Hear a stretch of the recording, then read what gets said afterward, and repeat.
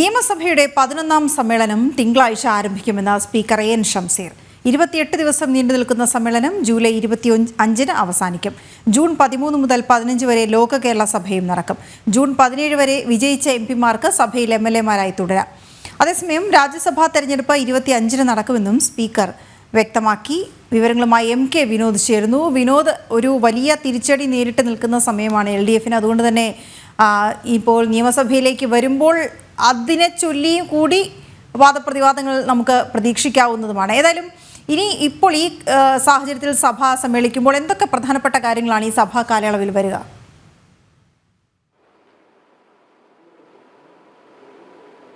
തീർച്ചയായും വീണ, നമുക്കറിയാം ലോക്സഭാ തെരഞ്ഞെടുപ്പിന് ശേഷമുള്ള ആദ്യത്തെ നിയമസഭാ സമ്മേളനമാണ് നടക്കുന്നത്.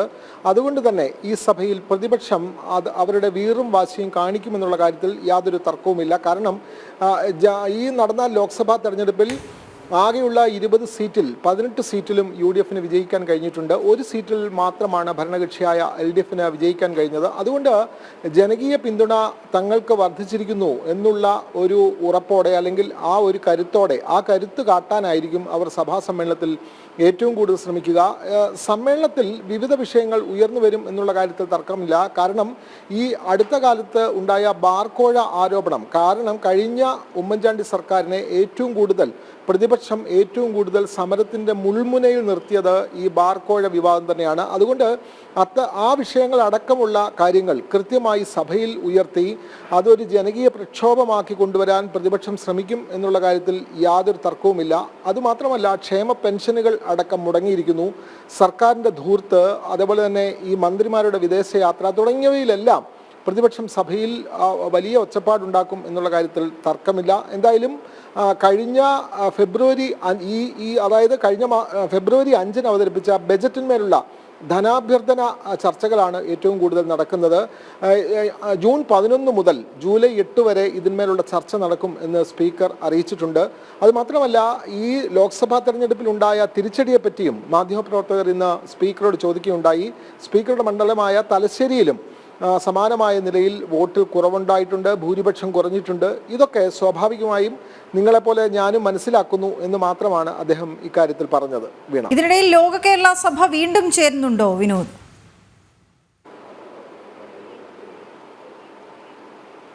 ഉണ്ട്. ലോക കേരള സഭാ സമ്മേളനം നടക്കുന്ന കാലയളവിൽ തന്നെയാണ് ലോക കേരള സഭ. അതായത് നിയമസഭയിലെ ശങ്കരനാരായണൻ ഹാളിൽ തന്നെയാണ് 13, 14, 15 തീയതികളിലാണ് ലോക കേരള സഭ നടക്കുന്നത്. ഈ 3 ദിവസവും സഭാ സമ്മേളനം ഉണ്ടാവില്ല.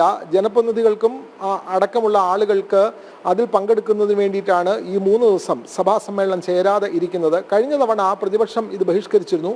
പക്ഷേ ഇത്തവണ അവർ സഹകരിക്കുമെന്ന് കരുതുന്നു എന്നാണ് സ്പീക്കർ പറഞ്ഞത്.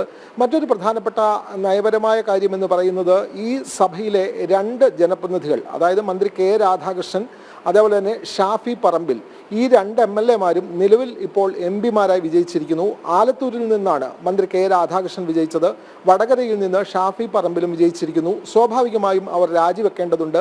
ഒരാൾക്ക് ഒരു പദവി മാത്രമേ, ഒന്നുകിൽ MLA അല്ലെങ്കിൽ MP, അങ്ങനെ ഒരു സ്ഥാനത്ത് ഇരിക്കാൻ കഴിയുള്ളൂ. അതുകൊണ്ട് അവർക്ക് നിലവിലെ ചട്ടപ്രകാരം ഈ മാസം 17 വരെ സഭയിൽ പങ്കെടുക്കാം. 17-ാം തീയതിക്ക് മുമ്പായി അവർ രാജിവെക്കേണ്ടതുണ്ട്.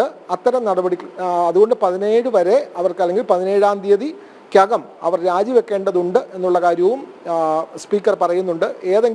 അവർക്ക് തന്നെ തീരുമാനിക്കാം ഏത് പദവിയാണ് രാജിവെക്കേണ്ടത് എന്നും അദ്ദേഹം പറയുന്നു.